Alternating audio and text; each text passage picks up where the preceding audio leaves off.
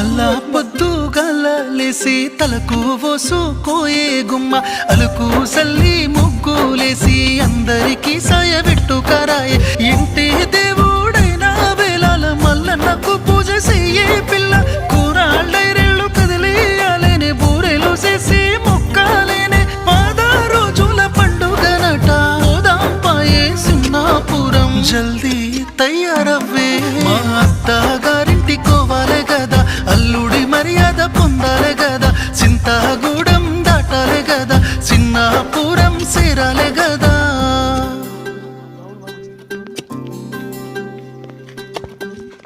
అయ్యో